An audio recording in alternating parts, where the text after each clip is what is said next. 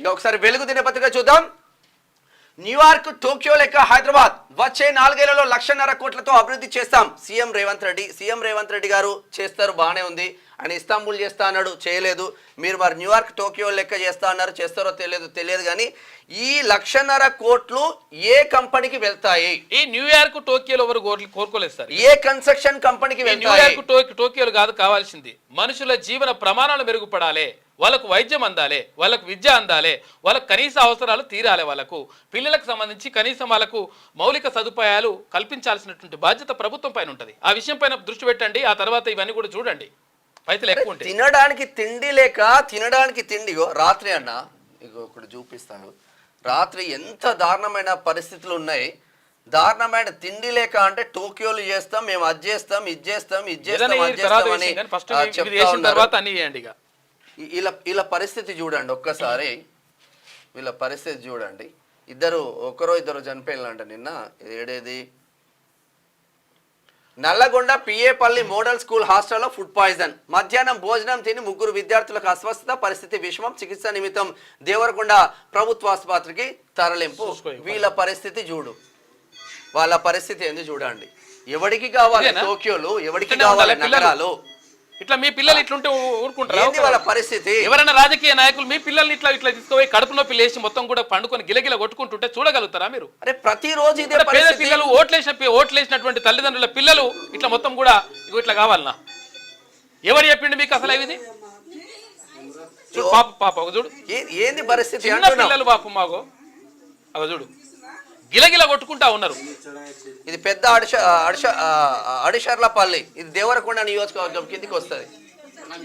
ఏం చేస్తున్నారు? కాదు ఇట్లా ఏందది, ఎక్కడ పోతుంది వ్యవస్థ? కనీసం విద్యార్థులకు తినడానికి వీటి గురించి దృష్టి పెట్టాలి కదా. వీళ్ళలో ఉండే జరపాలి కదా ఎక్కువ. ఈ బిడ్డలంతా ఎస్సీ, ఎస్టీ, బీసీ బిడ్డలే కదా, మన బిడ్డలే కదా. అదే ఆలోచనతో మీరు వెళ్తా ఉన్నారు. పేద పిల్లలు చచ్చిపోతా ఉన్నారు. కనీసం టాయిలెట్ పోతామంటే బాత్రూమ్ లేక ఆడపిల్లలు మెదక్ నియోజకవర్గంలో హవేలి గణపురం అనే స్కూల్లో 542 మంది విద్యార్థులు ఉంటే ఆడపిల్లలు చుట్టూ క్యూలో ఉండి మధ్యలో ఒకరు టాయిలెట్ పోయాలా? ఎవడి కోసం పనిచేస్తున్నారు? ఇక వచ్చే 4 ఏళ్లలో 1,50,000 కోట్లతో అభివృద్ధి చేస్తామంటున్నారు సీఎం రేవంత్ రెడ్డి. 40,000 నుంచి 50,000 ఎకరాల్లో ఫ్యూచర్ సిటీ నిర్మాణం, గోదావరి నీళ్లతో మూసి పునరుజ్జీవం, మెట్రో విస్తరణ, RRR కు 35,000 కోట్ల చొప్పున నిధులు. సిటీ అభివృద్ధిపై కేబినెట్ సబ్ కమిటీ, ప్రతిపక్షాలు మేధావుల నుంచి సలహాలు సూచనలు తీసుకుంటాం. బీఆర్ఎస్ బీజేపీ పాలన డాక్యుమెంట్లు ఇవ్వాలని సూచన. అభివృద్ధిని అడ్డుకునేటోళ్లకు ఎట్లా బుద్ధి చెప్పాలో. ఇప్పుడు ఈ 4th సిటీ పెట్టే కన్నా ప్రతి ఉమ్మడి జిల్లాల ప్రకారం కనీసం ఆ జిల్లాలను అభివృద్ధి చేయండి. ఆ జిల్లా ప్రజలందరూ అక్కడ మైగ్రేట్ అవుతారు అట్లీస్ట్. అది లేదు, అందరూ ఒకటే దగ్గర. నిర్ణయం ఏందో కానీ దీని వెనుక ఏం కథ ఉందో కానీ మొత్తం మీద అయితే కరెక్ట్ కాదు. ఈ 1,50,000 కోట్లు ఎవరి కోసం చేస్తున్నారు? 4th సిటీ ఎవరి కోసం చేస్తున్నారు? వచ్చే 4 ఏళ్లలో హైదరాబాద్ను 1,50,000 కోట్ల రూపాయలతో అభివృద్ధి చేసి న్యూయార్క్, టోక్యో నగరాల సరసన నిలుపుతామని సీఎం రేవంత్ రెడ్డి ప్రకటించారు. 40,000 నుంచి 50,000 ఎకరాల్లో అంతర్జాతీయ నగరాలకు ధీటుగా ఫ్యూచర్ సిటీని నిర్మిస్తాం.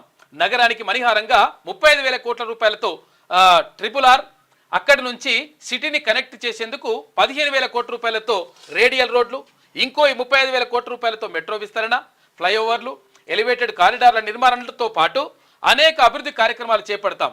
గోదావరి జలాలను మూసిలో పారించి కాలుష్యరహిత నగరంగా, అంతర్జాతీయ పెట్టుబడులకు స్వర్గధామంగా మారుస్తాం అని వెల్లడించారు. ప్రజాపాలన విజయోత్సవాల్లో భాగంగా మంగళవారం హైదరాబాద్లో నిర్వహించిన హైదరాబాద్ రైజింగ్ సభలో సీఎం రేవంత్ రెడ్డి మాట్లాడారు. ఇక నగర అభివృద్ధికి ప్రతిపక్షాలు సహకరించాలని కోరారు.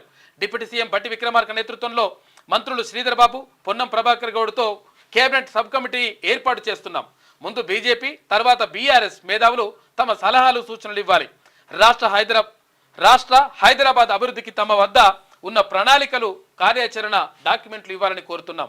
అవి సహేతుకంగా ఉంటే ఎలాంటి భేషజాలకు వెళ్లకుండా అమలు చేస్తాం. అలా కాకుండా మాపై కోపంతో హైదరాబాద్ రాష్ట్ర అభివృద్ధిని అడ్డుకోవాలని చూస్తే మాత్రం వాళ్లకు ఎలా బుద్ధి చెప్పాలో మాకు తెలుసు అని చెప్పేసి సీఎం రేవంత్ రెడ్డి అన్నాడు.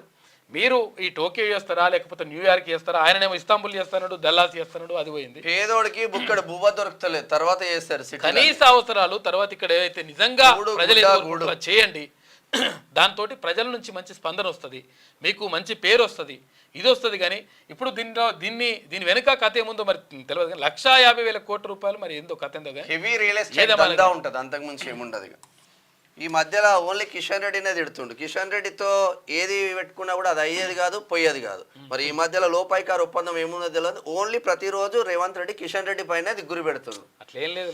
దమ్ముంటే నిధులు తే, లేకుంటే గుజరాత్ పో. కేంద్ర మంత్రి కిషన్ రెడ్డిపై సీఎం రేవంత్ రెడ్డి ఫైర్. సబర్మతికి చప్పట్లు కొట్టి మూసికి అడ్డుపడతావా? మోదీ గుజరాత్ కు నిధులు తీసుకుపోతుంటే గుడ్లప్పగించి చూస్తున్నావు. మిమ్మల్ని ఇక్కడి ప్రజలు గెలిపించిండ్రు కదా, బాధ్యత లేదా? చిత్తశుద్ధి ఉంటే 25,000 కోట్లు తీసుకువచ్చి చూపించు. లష్కర్ ఎంపీగా ఏం ప్రణాళిక ఉందో చెప్పాలని. సికింద్రాబాద్ అయితే సికింద్రాబాద్ ఎంపీగా ఉన్నావు కదా, కథ నువ్వు అంటే నిధులు తీసుకురావాలని చెప్పేసి అంటావు. ఆయన వాస్తవంగా నిధులు తీసుకురావాల్సిందే. ఎందుకంటే భారతీయ జనతా పార్టీకి తెలంగాణ రాష్ట్ర ప్రజలు 8 సీట్లు ఇచ్చింది. 50% ఓటింగ్ ఇచ్చింది. 17 లోక్సభ స్థానాలు ఉంటే ఒకటి ఎంఐఎంకి తీసేస్తే అక్కడ 8 కాంగ్రెస్ పార్టీకి ఇస్తే 8 భారతీయ జనతా పార్టీకి ఇచ్చిండ్రు. భారతీయ జనతా పార్టీ మీద ఆశలతోటి వాళ్ళు ఏమైనా ఈ రాష్ట్రానికి ఏమైనా నిధులు కేటాయింపులు జరుపుతారేమో, ఇక్కడికి ఏమైనా తీసుకొస్తారేమో, పెట్టుబడులు తీసుకొస్తారేమో, లేకపోతే ఈ రాష్ట్ర అభివృద్ధి కోసం వాళ్ళు నిధులు ఆ కేటాయింపులు జరుపుతారేమో అని చెప్పేసి రాష్ట్ర ప్రజలు ఓటేసిండ్రు. ఓట్లేస్తే మీరు సపరేట్గా కూర్చుంటే తర్వాత అక్కడ ఏపీలో అక్కడ ఏది భారతీయ జనతా పార్టీకి వాళ్ళు ఓట్లు వేయలేదు. ఒక రకంగా చెప్పాలంటే ఓట్లు వేయలేదు వాళ్ళు భారతీయ జనతా పార్టీకి. ఎవరికేసిండ్రు ఓట్లు? ఎవరికేసిండ్రు? తెలుగుదేశం పార్టీకి వేసిండ్రు, జనసేన పార్టీకి వేసిండ్రు. అక్కడ ఏదో ఒకటో రెండో ఈ భారతీయ జనతా పార్టీకి వేసిండ్రు. అటువంటి వాళ్ళకేమో ఇష్టం వచ్చినట్టుగా కేటాయింపులు జరుపుతా ఉంటే మనమేమో 8 సీట్లు ఇచ్చేసి మరి సపరేట్గా కూర్చుంటే మరి ఎంపీలు కూడా ఉండి మరి ఎందుకో దండగనా మరి లేకపోతే పండుగనా ఇదేమో అర్థమవుతలేదు.